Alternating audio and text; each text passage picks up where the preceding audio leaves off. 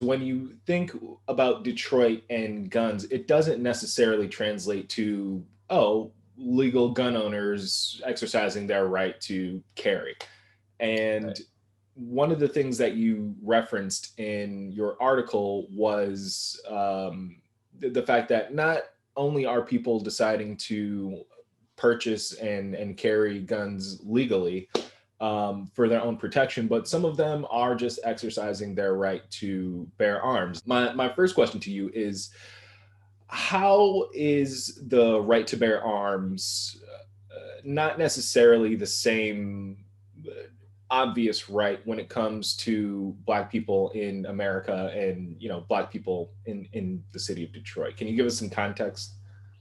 Detroit's a city that has a lot of gun violence historically. This is something that a lot of people who live here, who visit here, who just talk about the city know. Um, and therefore, people who live here feel like and not feel like they have the right to protect themselves, their family, and their property. And I think what gets lost along the way when people bring in the Second Amendment is a lot of the time when those people are talking, those aren't people that live in areas with lots of gun violence. Those aren't people that live in Detroit necessarily. Um, a lot of times it's people from suburbs or rural areas who are the most vocal proponents of gun rights that you see in Western media. But people who live here have just as much a right to protect themselves and maybe have more reason to be worried about gun violence than anyone else. Um, and the other part of it is a lot of Detroiters feel like the police can't help them not be a victim. And that's not a slight against the Detroit police, but it's the reality of the situation. The Detroit Police Department doesn't necessarily have any big say on legal gun owners. If you legally own a gun, if you're licensed, you're good to go. What they're more interested in is finding people who have weapons that are not secured, are not being handled properly, um, and then obviously the illegal weapons where the serial's scratched off, or ghost guns, as they call them, guns that you can't trace back to their manufacturer. They're much more interested in that than they are in stopping people or harassing people who are legally owning and carrying a gun. In And fact, back in 2014, when James Craig was still the chief, he was very vocal and told people, arm yourselves, like that's the best way to defend yourself. Arm yourself. That's what he said, not necessarily how I view it. what is the current police chief's stance on what he's seeing around the rise in legal gun ownership? Uh, Frankly, he believes there's too many guns on the street. He doesn't necessarily think gun ownership is bad or wrong.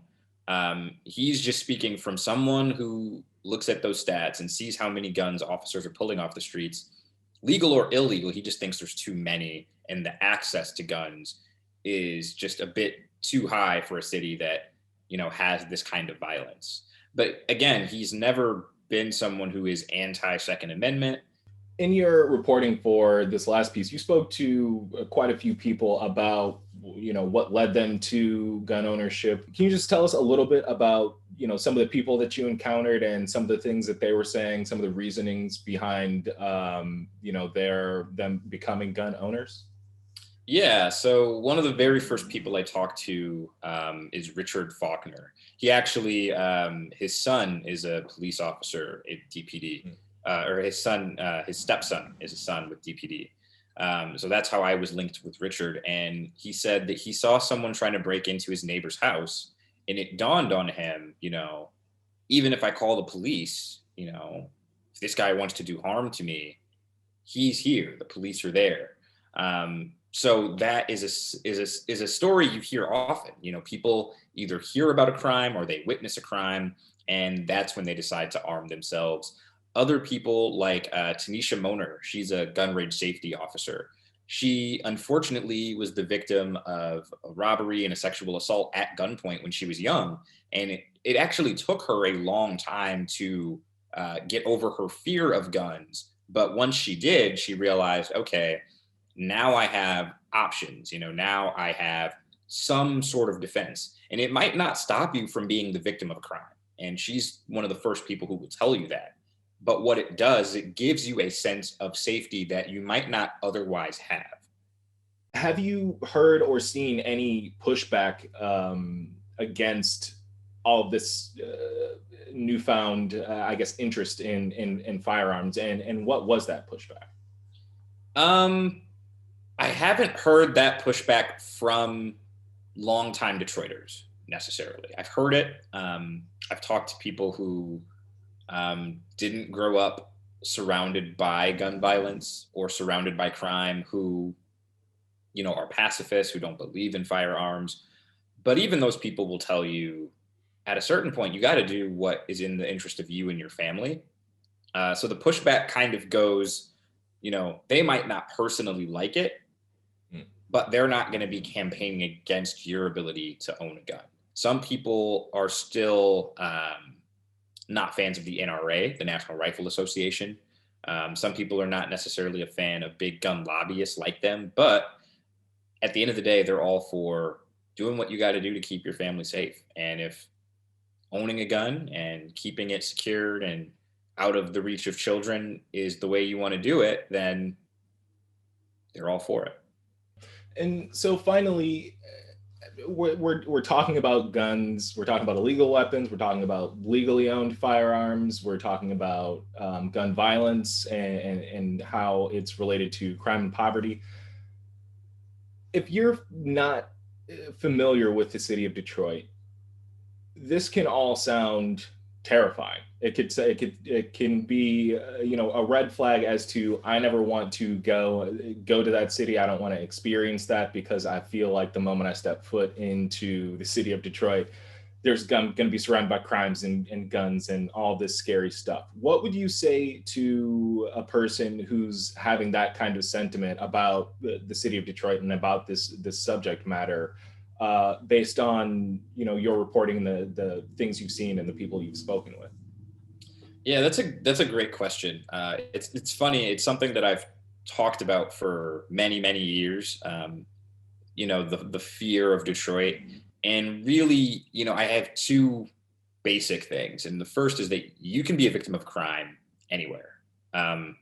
Detroit's a city. Cities have more people that are closely populated. Therefore, they have higher rates of crime than smaller towns. But, really, I feel more safe here than I do in small little podunk towns throughout our state. I feel more safe in Detroit than I ever did reporting out in West Michigan.